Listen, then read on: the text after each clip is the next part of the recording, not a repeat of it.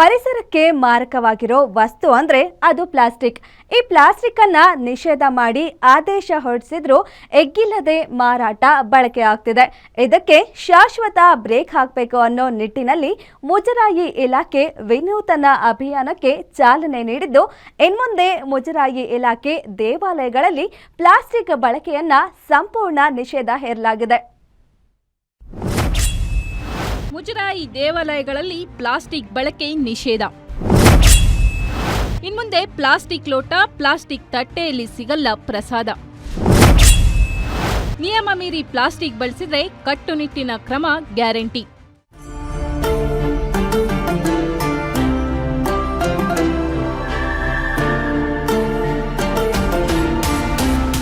ರಾಜ್ಯದಲ್ಲಿ 40 ಮೈಕ್ರಾನ್ಗಿಂತ ಕಡಿಮೆ ಇರೋ ಪ್ಲಾಸ್ಟಿಕ್ ಬಳಕೆಗೆ ನಿಷೇಧವಿದ್ರೂ ನಿಯಮ ಮೀರಿ ಪ್ಲಾಸ್ಟಿಕ್ ಬಳಸಲಾಗ್ತಿದೆ. ಇದಕ್ಕೆ ಮುಜರಾಯಿ ಇಲಾಖೆ, ದೇವಸ್ಥಾನಗಳು ಹೊರತಾಗಿರಲಿಲ್ಲ. ಪರಿಸರಕ್ಕೆ ಮಾರಕ ಅಂತ ಗೊತ್ತಿದ್ರೂ ಪರ್ಯಾಯ ವ್ಯವಸ್ಥೆ ಸಿಗದೆ ಇದ್ದರಿಂದ ಪ್ಲಾಸ್ಟಿಕ್ ಬಳಕೆ ಹೆಗ್ಗಿಲ್ಲದೆ ಆಗ್ತಿತ್ತು. ಇದಕ್ಕೆ ಕಂಪ್ಲೀಟ್ ಬ್ರೇಕ್ ಹಾಕಬೇಕು ಅಂತ ತೀರ್ಮಾನಿಸಿರುವ ಮುಜರಾಯಿ ಇಲಾಖೆ ಇದೀಗ ತನ್ನ ವ್ಯಾಪ್ತಿಯಲ್ಲಿ ಬರುವ 36,000 ದೇವಸ್ಥಾನಗಳಲ್ಲಿ ಸಂಪೂರ್ಣ ಪ್ಲಾಸ್ಟಿಕ್ ನಿಷೇಧ ಮಾಡಿ ಆದೇಶ ಹೊರಡಿಸಿದೆ.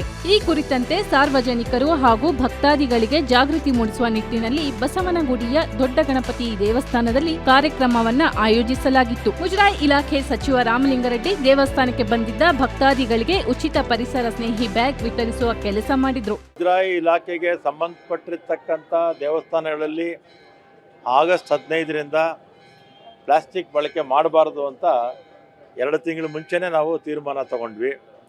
ಇವತ್ತು ಸಾಂಕೇತಿಕವಾಗಿ ಇಲ್ಲೊಂದು ಸಣ್ಣ ಕಾರ್ಯಕ್ರಮ ಮಾಡಿದ್ದೀವಿ.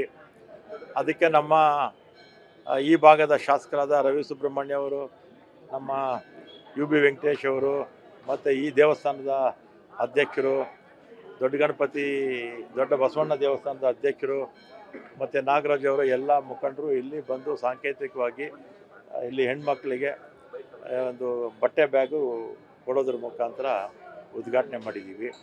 ನಮ್ಮಲ್ಲಿರ್ತಕ್ಕಂಥ A grade, B grade temples 205 ಮತ್ತು 193 ಇಲ್ಲೇ ಹೆಚ್ಚು ಜನ ಬರೋದು. ಇಂಥ ಕಡೆ ಪ್ಲಾಸ್ಟಿಕ್ಕು ಬಳಕೆ ಮಾಡಬಾರ್ದು ಅಂತ ಸೂಚನೆ ಕೊಟ್ಟಿದ್ದೀವಿ. ನಾವು ನಮ್ಮ ಎಲ್ಲ ಯುವಗಳಿಗೆ ನಮ್ಮ ಕಮಿಷನರು ಖುದ್ದಾಗಿ ಎಲ್ಲ ಮಾತಾಡಿದ್ದಾರೆ. ಮತ್ತು ಜನ ಕೂಡ ಸಹಕಾರ ಕೊಡಬೇಕು.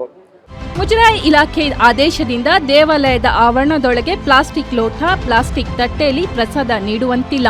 ದೇವಸ್ಥಾನದಂತಹ ಪವಿತ್ರ ಸ್ಥಳಗಳಲ್ಲಿ ಮರುಬಳಕೆ ಮಾಡೋಕೆ ಸಾಧ್ಯವಾಗದ ಪ್ಲಾಸ್ಟಿಕ್ ಬಳಕೆ ಮಾಡ್ತಿರೋದ್ರಿಂದ ದೇವಸ್ಥಾನದ ಆವರಣನೂ ಮಲಿನವಾಗ್ತಿತ್ತು. ಇದು ಕೇವಲ ಭಕ್ತರಿಗೆ ಇರುಸುಮುರುಸು ಆಗ್ತಿತ್ತು. ಇದಕ್ಕೆ ಬ್ರೇಕ್ ಹಾಕೋ ನಿಟ್ಟಿನಲ್ಲಿ ಮುಜರಾಯಿ ಇಲಾಖೆ ಕೈಗೊಂಡಿರುವ ನಿರ್ಧಾರಕ್ಕೆ ವ್ಯಾಪಕ ಮೆಚ್ಚುಗೆ ವ್ಯಕ್ತವಾಗ್ತಿದೆ. ಕೇವಲ ದೇವಸ್ಥಾನ ಮಾತ್ರವಲ್ಲ, ಎಲ್ಲಾ ಕಡೆನೂ ಪ್ಲಾಸ್ಟಿಕ್ ಬ್ಯಾನ್ ಹಾಕಬೇಕು ಅನ್ನೋ ಮನವಿ ಕೇಳಿ ಬರ್ತಾ ಇದೆ.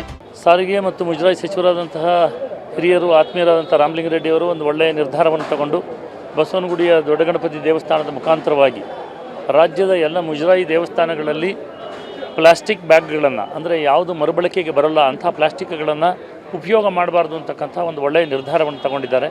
ಇದು ಬಹಳ ಸಂತೋಷ. ಇದು ಬೆಂಗಳೂರಿನ ಇವತ್ತು ಸಮಸ್ಯೆಗೆ ಪ್ಲಾಸ್ಟಿಕ್ ಅಂತಕ್ಕಂಥದ್ದು ಬಹಳ ಕಾರಣ ಆಗಿದೆ.